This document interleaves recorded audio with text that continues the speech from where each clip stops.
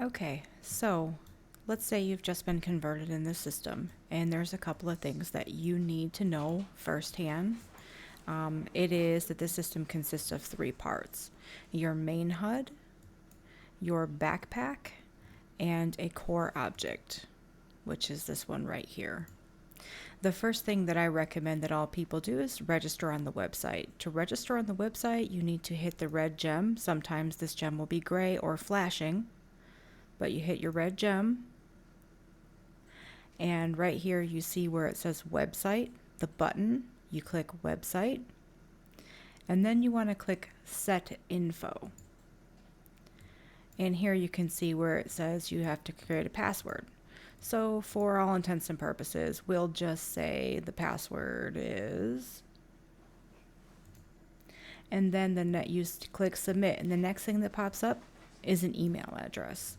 Some people are very, very iffy about whether or not they should use an actual email address or a made-up one. If you're not really comfortable, I don't see any issues why you shouldn't use a made-up one.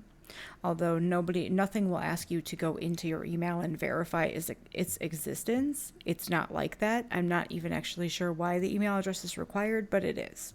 So we can say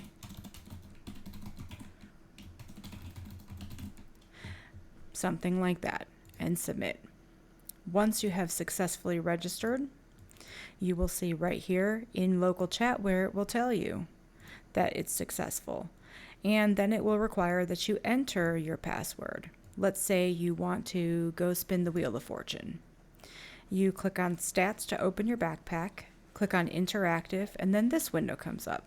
Usually you have to click it here, or you can click the little house here. I can't actually spin my ring for another few minutes. On your initial login, a screen will pop up requiring you to log in, and what they're asking for is for you to log in with the same password that you used to register. Same thing here, quest claiming. You can claim quests through this backpack HUD, or you can claim it online. If you want to log into your account online, you just simply use your avatar name, and then you use the password that you created through the main HUD to log into the website. It does not require your email. Anyhow, if you had a quest to claim, you would see a button pop up right here that says claim. And then you would just simply hit claim, and again, a confirmation message would go into nearby chat and you could see it. Moving on to another really important thing is a shard. This item here on the backpack, the one in the bottom left-hand corner underneath the spellbook, is a shard. This right here is an arrow. You will toggle through all the shards using this arrow. If you see a circle, this means that shard is not affixed and ready to grow. If you want to affix this shard, let's say you would click in the circle, and then the message would pop out in local chat that it is set and ready to grow. And in order to feed a shard, you would open your inventory. You would select, let's just say, blood rock ore, for example. There are many more things you can feed a shard, but for the sake of this example, it is blood rock ore. You click on the button called feed. This dialog will pop open, and then you will select the quantity that you would like. In this case, I'm going to give it the whole quantity. You check submit, and in local chat, it will pop up with how many, how much you gained, and what level the shard is at currently. To reiterate, to click on the shard here, you can use the arrow, which is this button. Click in the circle to make it a straight line, affixing the shard with the confirmation in local. And then you can open your backpack, choose a resource. For this example, I will choose this one.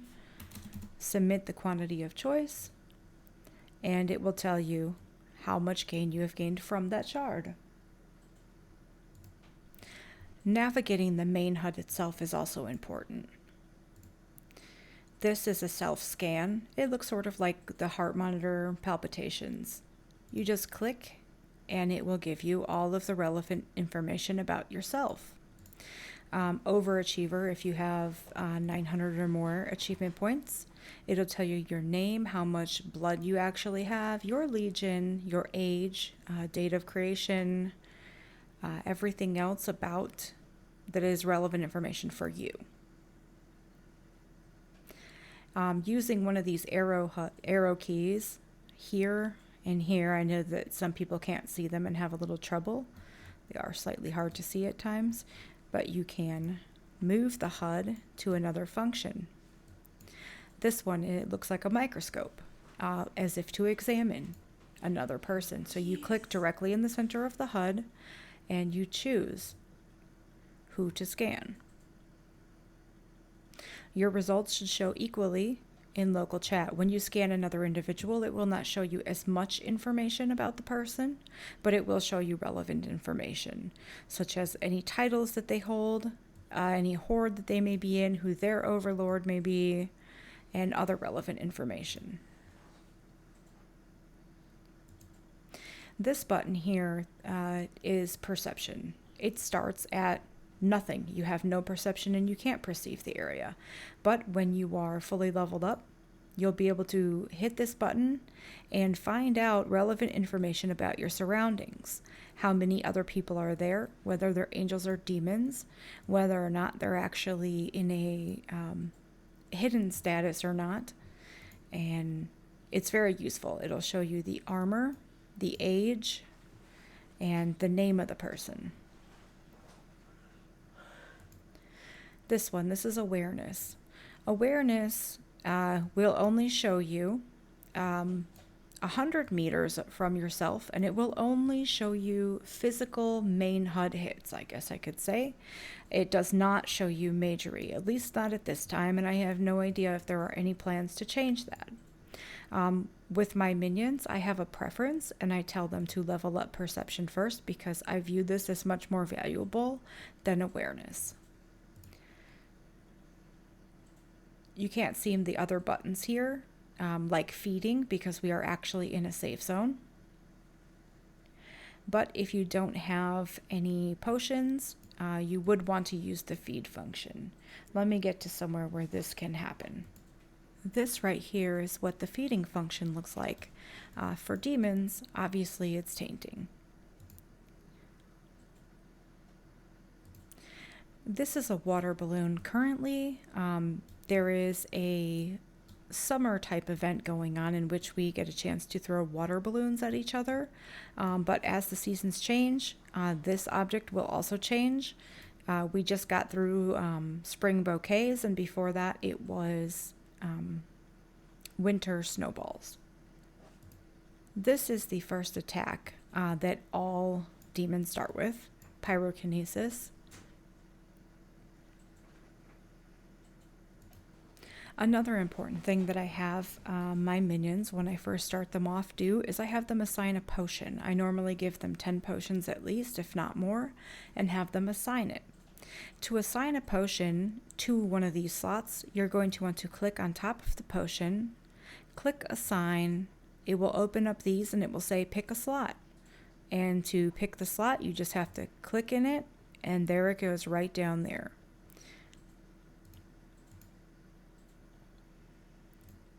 Okay, when it's not the same one, you can't assign the same potion to the same slot. So yes, the lesser than here went right down there. And then to use it, all you would have to do is click on top of it. But because I'm already full, it will tell me that I'm already full on blood.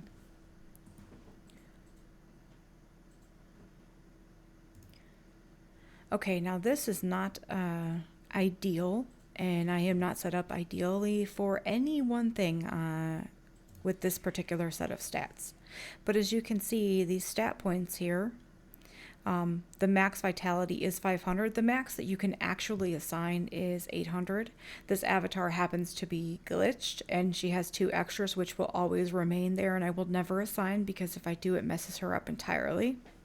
but we're only supposed to have 800. So you kind of want to delve those out accordingly. She is not a major user, so of course I haven't put any really into spell power. But these specifics are something that you're going to want to consult your overlord, and if your overlord is pretty good, they'll tell you based on what you want to do where you should assign your points first. Obviously, if you're not interested in battling with other players, PvP, or any raids, you're probably going to want to put most in Vitality. It just depends, but you should be discussing this with your own overlord just to be certain.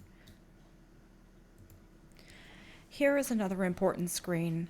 Let's say we want to change what we're doing. We would click the skill button here, and it would open up the skills list. And let's say we wanted to go lumberjacking. We would then click on the word lumberjacking here. We could make this list disappear once more by clicking skills again and then lumberjacking here. Let me go get to a tree and show you. Okay, once you're at the tree or whatever resource have you, if you'll notice the core object has now taken shape. It is in the form of an axe. You want to be close enough to the tree to actually hit the tree. And what you're going to do is you're going to click right here and you're going to start chopping. Now, if you have fed your green shard up to level 3, this button will appear here, auto. And you would just have to start and then let it take over. And it should, there it goes, automatically go. The next thing you're going to have to watch out for is a CAPTCHA. Give me a moment to get a CAPTCHA and then I will show you. While we're waiting for our CAPTCHA, it's important to notice that when you first start using this skill, chances are you're going to get this message a lot. There are ways that you can help combat that message from coming, but when you're first starting out, you can expect to have it a lot. You will not get 1-for-1 ratio at that point. One of the ways to combat this is to use jewelry, such as this. Moderately increases lumberjacking success rate, etc., etc. The lumberjacking is the mithril jewelry. Not all mithril jewelry is lumberjacking, so you really want to pay attention to what this bonus says right here. And in order to make this actually work, you will have to stick a gem in the socket. So to stick a gem in the socket, you just click here, and this window will change, and you'll see it's highlighted in yellow, and you will just select one. So for this example, I'll select this diamond normal gemstone. And when you click it, it will automatically pop into the socket and it will be considered imbued. And here's your message in local chat. Okay, once it's been imbued, then you're going to want to equip it. To do the equipping, you just click equip. We can go one step further. An entire set is 2 rings, 1 bracelet, and 1 pendant. You can save a set. You just assemble the whole set, and then you click the save button, and then you choose a slot on the left. And then you can equip and unequip your jewelry with merely a click. Okay, now the CAPTCHA has popped up. You want to choose the one that's on the backpack here and match it to one in the list. H8NJY. H8NJY. If they match, you click the one that matches, and there'll be a little thank you message here in chat, and then you can continue.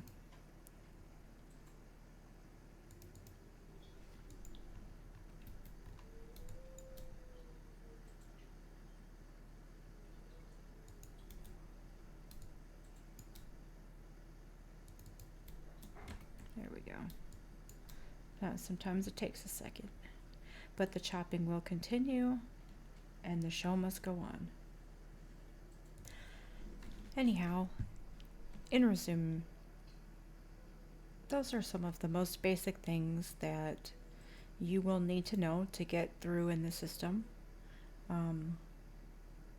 Really, your overlord or any demon can guide you. Anybody with more experience, they can guide you on how to do things. It's not very hard, and with a little bit of work and dedication, you can level up, get more of these lovely little achievement points. Even while you're doing a few things, earn some more stat points. and make your battle life a little bit easier if that's what you'd like to do, or jump on the train and be part of a bunch of people who love to do achievements. The website is chock full of them.